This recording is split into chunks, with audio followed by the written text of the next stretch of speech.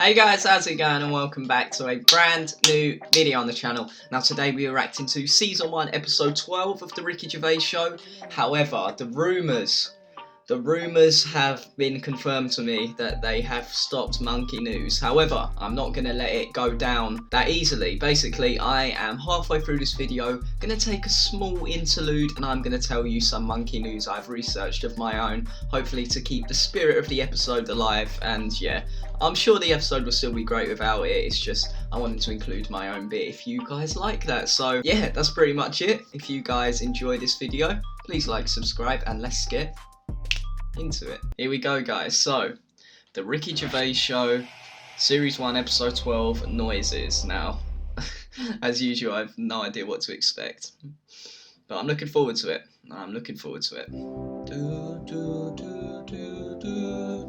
For the past few years, Ricky Gervais, Stephen Merchant, and Carl Pilkington have been meeting regularly for a series of pointless conversations. And they always are This pointless. is one of them. Testing. Is that all right? Hello and welcome to the Ricky Gervais Show with me, Ricky Gervais, Stephen Merchant. Hello. Hello. And the little round-headed buffoon that is Carl Pilkington. All right. Alright. Here we go. Noises. Remember we were talking a while back about the questionnaire that is often featured at the end of the TV programme Inside the Actor's Studio. Oh, yeah. Where the host, James Lipton, always asks the same questions to every guest. And it's just supposed to sort of, get their creative, juices flowing, their mind working. We did ask Carl some of them. We never completed the questionnaire. Oh, let's I thought carry I'd on with fire that a few then. more at him. And that'll also introduce people to the way his mind works a little bit. Okay. What sound or noise do you love, Carl? There isn't really one that I love. Nice noises, Yeah. like the ones you get, like I like going in the park, right? And you go, oh, that's nice, isn't it? And you get like bird noises and stuff. But with those bird noises comes a bit of stress, right? Because I was in there the other day, and like I say, little bird noises and that, and a little robin was there, and I thought that's odd, that's out early, right? Because it's like sort of summertime and that. Sure. And then I thought, oh, that's nice, and I was watching it, and then it got like a little worm, right? And I was like, hey, put it down, right? Whoa! What do you mean? Because Why I are you didn't- interfering? Why were you interfering In nature. with a robin taking a worm?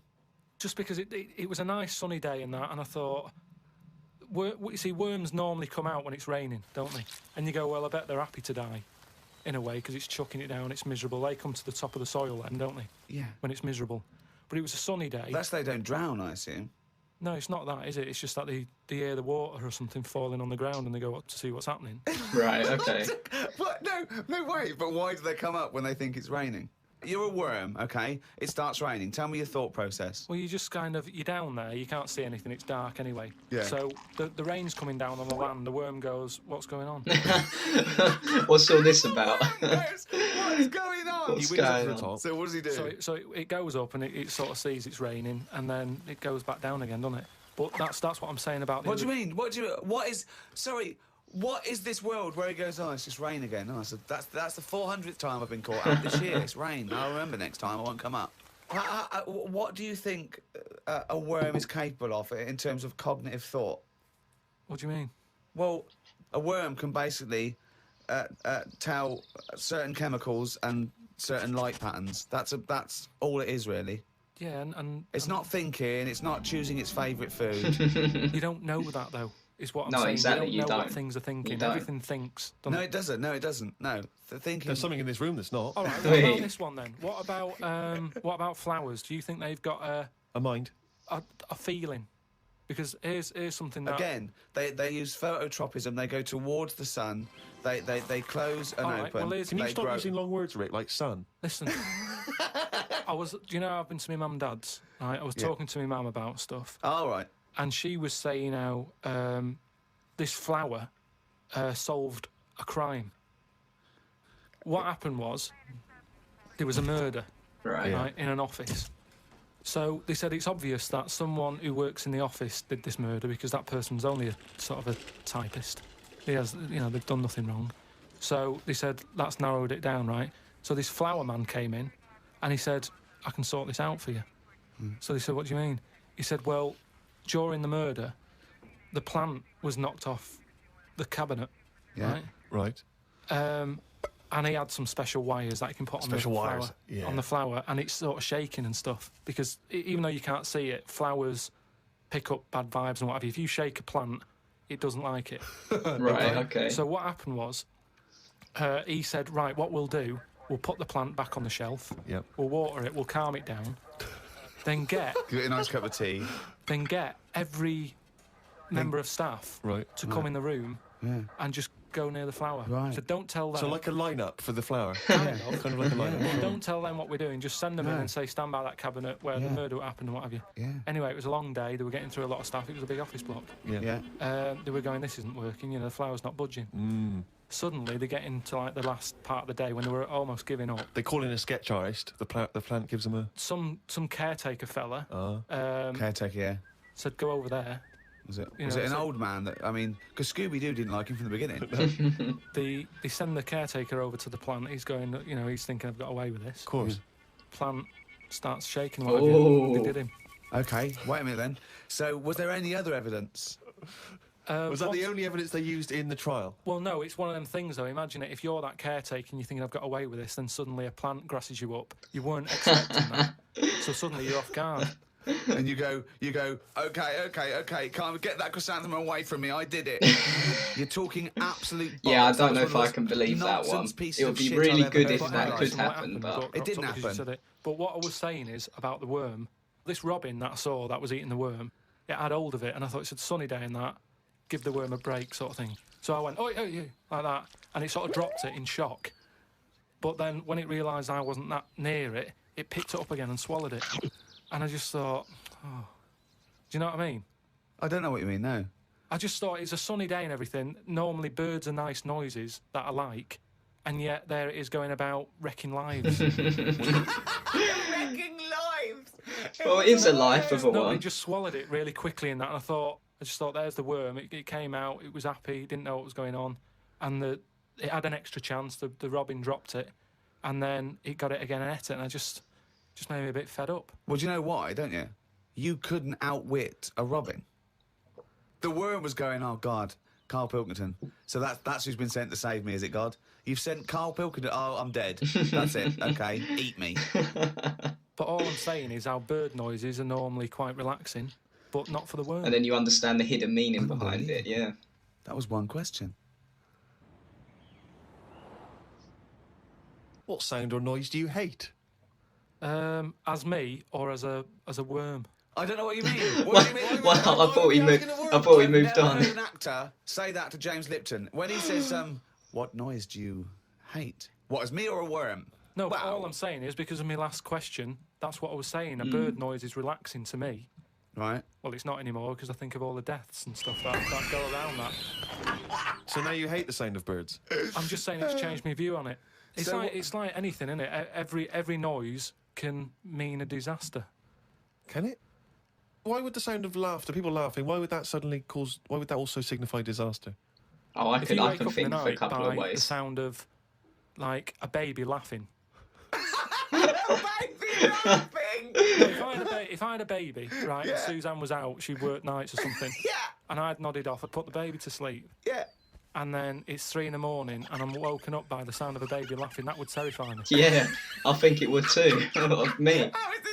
I just think the baby's sitting up in a chair like Chucky, going. Well, no, I think the baby's reading his diary. Thinking, oh Christ, this is my father. I just hope I'm adopted. Oh God! Oh, that's Baby good. That's laughing. good. What profession other than your own would you like to attempt? This is you as you, not as you as a worm. But have I had the training? Oh, for Oh, No, well, I've said before, haven't I, about maybe having a go at an operation.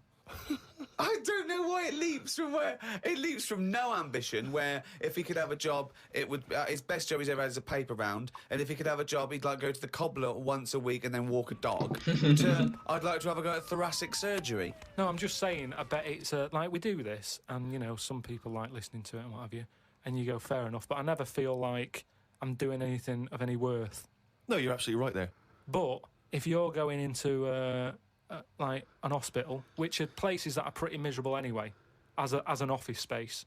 Not only have you got to go in that building and work in it, but you've then got the pressure of changing a lung or whatever I've said before. Right? Changing a lung, yeah. But I'd like to have a go at it so I can say You've done it. I've done that. Yeah. So, under what circumstances, in what world, do you think anyone's going to let you have a go at changing a lung and that? Well, that's why he said if he'd had the adequate Jim training. will fix it. No, I'm just saying the Comic way. relief. But the way the world is, and the way that there's more and more people, more and more doctors are needed. I mean, it's already happening now that people are doing jobs that they're not really qualified for because they get sort of what's the word? Sort of uppered too early. Upward. Upward. I love the fact it's basic language. It's like it's unbelievable. Upward. Do you know what I mean? Promoted. Yeah, promoted. Yeah. They get promoted. I too prefer early. upward. Upward's great. Why was I not upward? Unbelievable. So do you know what I mean? I think because more and more people are knocking about, we need more and more doctors. Yeah. You get a job in a doctor's, you're going to be promoted sooner now, I think. Yeah. Well, what I'd do is I'd probably upper you, and then what's the word? You go away them. I think it is you go away them. You leave the door. You leave the door. You fire them. That's it. That's the word I'm looking for. So I'd upper you and go away the doctor, if anything. But I've been to, you know how I don't like going to the doctors and stuff. Yeah. Right? Because you're always scared that they might investigate below the bridge. Yeah, but I checked on that before. I signed up to it, and then they said, right, before we can take you on as a patient, you've got to have a health check, right? Which I thought was odd, because it's almost like saying, if you're ill, we can't be having you coming here, right? But I said, right, okay, fair enough. What is this health check? And they said, oh, we just check your body out and make sure you're fit and healthy. And I thought that isn't enough information. I want to know if it's the old finger trick. No. And I said, what do you mean though? When you said health check, what do you do? And she said, oh, it's just, I think she knew what I was getting at. And she said, oh, it's just the blood pressure, your height, your weight. That's about it. So I went and had it and stuff. But you had to, before you sort of said, right, I want this doctor, they give you loads of forms to fill out, right? And one of the things they did was, if you die, what do you want to give away, right? Like a donor. Oh, I see. Okay. And what have you? And I thought, I really thought about it for 40 minutes or so. I didn't just rush into it. I was sat there thinking, if I'm dead, does it matter and stuff? But I was really concerned when it said about the eyes. Right. Why? What do you mean? What? Because can they have your eyes after you die? It was. I think it was fourth on the list. Yeah. Why do you care about giving your eyes away when you're dead? Just because of that thing of, we don't know for sure yet. I know that you poo-poo it, but the afterlife thing. So why, in an afterlife, would you want your eyes more than your liver and your kidneys and your lungs and your heart? Because ghosts don't eat, do they? So you don't need all your liver and your kidneys and stuff, because they're only there to sort your food out. But your eyes, if you're a ghost, I don't want to be a blind ghost. No, you want to see what's going on. I agree with Carl. Forever, I agree with Carl. Once you're a ghost, that's it. So the idea of being blind when you're alive, you go, well, all right, then maybe in the afterlife I might be treated to a pair of eyes. But the fact of wandering about, dead for years, bumping into stuff. Yeah, I completely agree. Oh, it's amazing! So, that's an amazing image! So I didn't tick that box. But why? I don't understand. In your theory of the afterlife, why is it that this ghostly Carl, why can he survive without a heart, but he can't survive without eyes? Why? Do you see what I mean? Surely, if you're this ghostly apparition, you can just see everything and you can do everything. You don't need the body. No, because you're a ghost. Yeah, I know, but I think when you're a ghost, say like how they've seen ghosts in. Right, could I just say now for any listeners, this is not the thoughts and beliefs of the management. There is no such thing as ghosts. I do not believe in ghosts. I do not believe in ESP or any mumbo jumbo. Right. Carry on, Carl. So when there's a ghost, yeah. When they see ghosts in like old castles and stuff, Yeah. they've had their head cut off because they've been up to no good, right, years ago. But they're carrying it around normally under their arm. That's what I'm saying. It hasn't reattached itself. So if you take the eyes out, But Carl, how is this ghostly creature able to function? It doesn't have its head on anyway. It's carrying it under its arm. So the suspicion is it doesn't need its head. no, it It does. just happens to be carrying it around because it wants to keep it with it. The ghost is always in the last condition that it was in when it was in. Who makes these rules? The way you are in your last bit of life is how you are as a ghost forever, even in the fashion. Like I say, the ghosts that you see never wear modern clothes, so it's always the Victorian stuff. Very true, very true. That is very If true. they could change it, they would, but they can't because they're stuck with it. So that's Why what do I'm you see saying with the eyes. cavemen ghosts? When did ghosts start? They didn't kick in till about 1830, did they? That is What if true. you You die never see a when caveman you're having ghost. a rectal examination? Are you always bent forward with your trousers around your ankles and someone's finger up your But arse? why would you die when you're having that done? That's why I'm not having it done. If that's No. But you might have both been suddenly killed in a terrible disaster. Yeah, a meteorite hit you. that's when you get the moaning ghosts, isn't it? They're the ones who aren't happy. So you're going round, bent forward, Going, you've got "Oh." a doctor's finger up your arse, and what are you doing? And that's when you have to get the vicar round. What's he Because they have to put you to rest and what have you, don't they? And what does Yeah. the vicar do when he's Yeah. going? So I get the vicar round. It's years later. It's 100 years later. You're around this doctor's surgery, and there's people coming, and the doctor there, the new doctor there, and it's 2073, and they go, vicar. They go, vicar. There's a strange ghostly apparition. It looks like an old doctor, right? And he's got his fingers up this sort of like little. It's like a chimpanzee, but with a shaved head. No, but the doctor wouldn't be. Are you saying the doctor dies as well? Yeah, as they you? die. Yeah, both yeah, died. you die at the same time with his finger up your ass, and so you're forever having a little rectal examination Oh. with your little trousers around your ankles. Well, that's when it'd be best not to have your eyes. Oh, that's good. Right, I'm going to take the moment to pause it here to deliver some of my own monkey news. So I'm going to roll the clip. Oh, chimpanzee dive. Right, so my monkey news that I was researching. This is more serious rather than made up like Carl said. This is an actual true story. So, cast your minds back to 1948. The US wanted to send a monkey up into space by the name of Albert I, or simply just Albert. Now, this monkey is the first monkey who was attempted to be sent up into space. Unfortunately, he didn't make it. I think he suffocated in the capsule just before takeoff, which is very unfortunate. Next year, 1949, Albert II, which is why the first one could have been Albert I. This monkey actually made it up into space. I think he made it 83 miles up, 1949. However, he couldn't manage the landing back down on Earth. And now, this went on for years and years, different monkeys. Albert, I think it went up to Albert VI. 1959, correct me if I'm wrong, 1959. Two monkeys, Abel and Miss Baker, they get sent up into space and they land successfully in Florida, and these were the first two monkeys to make it up into space and down successfully again. I'm pretty sure it's 1959, I'm not 100% sure, correct me if I'm wrong, but the first monkey who was attempted was Albert I in 1949, but the first two monkeys who successfully made it there and back, Abel and Miss Baker. So, I hope you found that interesting, and let's carry on with the video. Here we go, guys, back into Rick, I know it. this is something you always get excited about.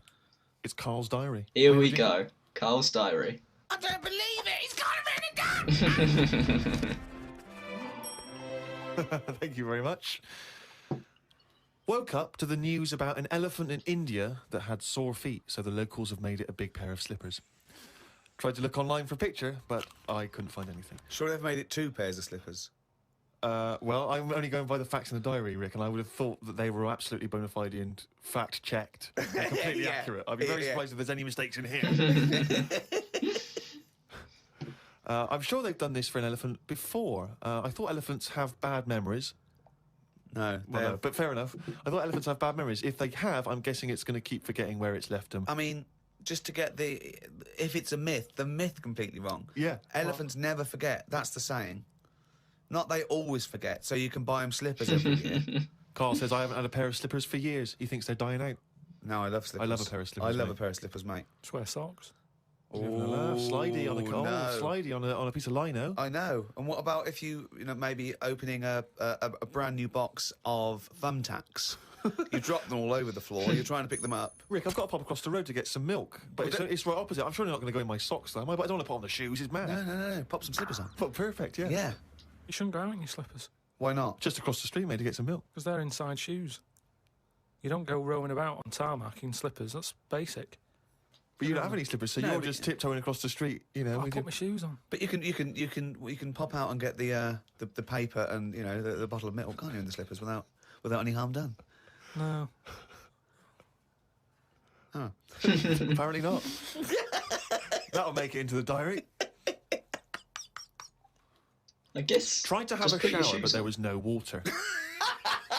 I love it when he calls me and things go wrong with the flat. But I like the fact that he tried to have a shower, but there's no water. How long did it take you before you realised he was there for 20 minutes? After 20 minutes, he said, Suzanne, should I be dry? Freezing cold. No, you should be sort of wet and warm. Right, there's no water there. Brilliant. I called the service charge people, but no one was about.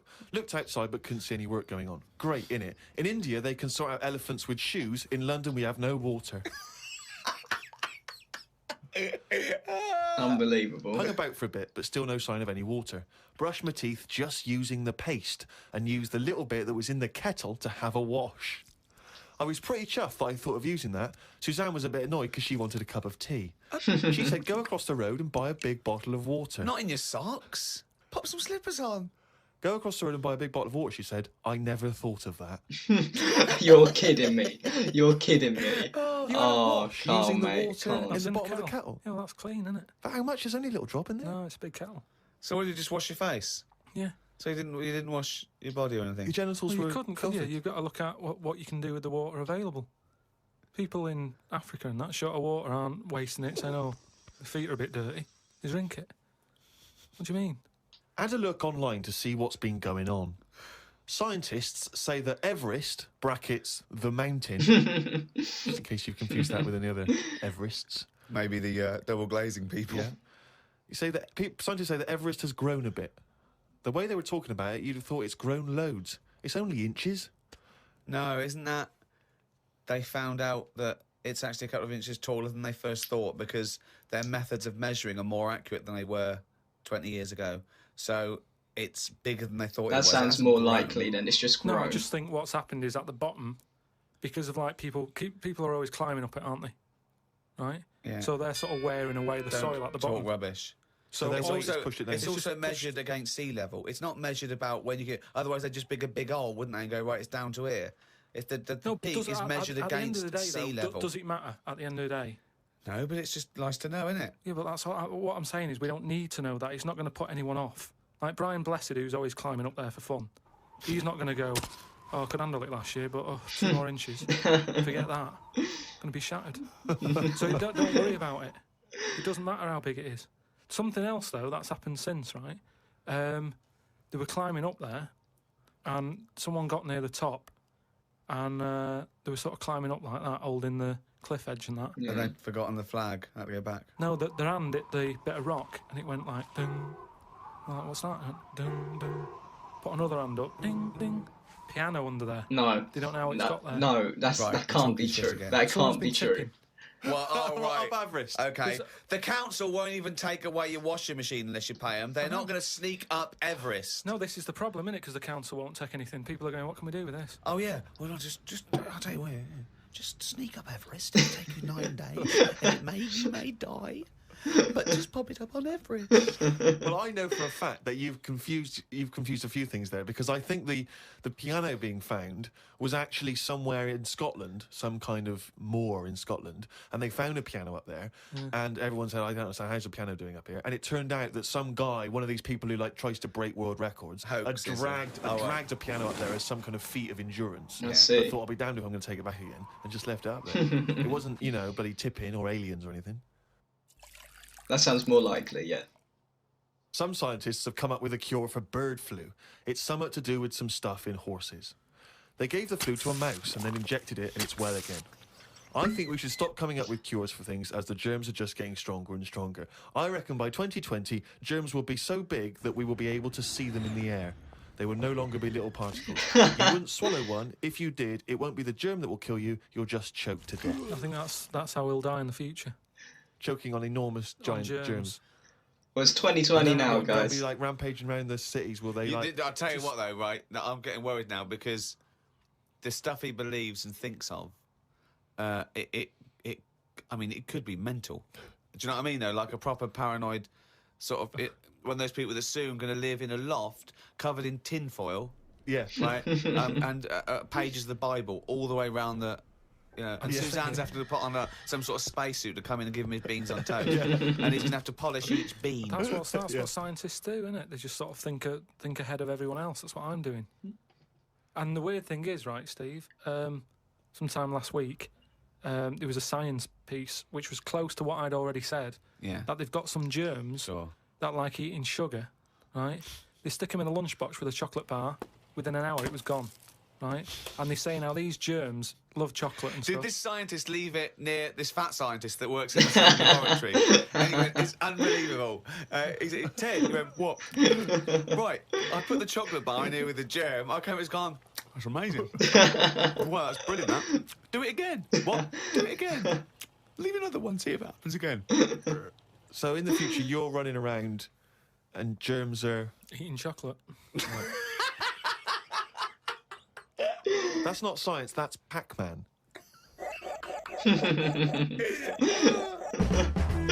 Oh, that was good, that one. I really enjoyed that. Right. So as per usual, we're going to go through the episode and see if I can give an opinion on things. Yeah. Well, it's 2020 now. There's no massive germs. I know 2020 has been a very bad year in terms of that sort of thing. But the germs aren't, like, visible yet. But if they were, that would maybe make things a little bit easier. Piano on top of Everest. Absolute rubbish, as per usual. Carl's diary was amazing. I just love the way he just writes down the thoughts in his head, like, try to have a shower, no hot water.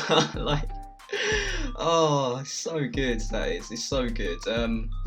Ghosts, see, that brings on a debate whether you believe in ghosts and the afterlife and everything. I don't want to open up a whole sort of debate here. It's just, if you did get a prostate exam and you were hit by a meteor in progress and you were a ghost, to never be able to live it down. I would never be able to live it down. What else was it they were talking about in here? So that's just more of Carl's diary. Also, I hope you guys did enjoy Monkey News. I mean, I try my best to give some interesting facts about it. Yeah, so they said to Carl, if you could be anything you want, what would it be? And he said, would I have to train in? They said, yeah. And he said, I'd be a surgeon. And if you have the training to do it, it sounds like a great thing to do because you'd be able to save people's lives and everything. That'd be really good. And just back at the start, the shaking plant. I don't believe it, but if it could happen, that'd be an incredible way to solve crime. But yeah, it just... I'm not too sure, but prove me wrong. But nevertheless, guys, if you guys did enjoy, please like, subscribe, and I'll see you guys for the next video. Peace.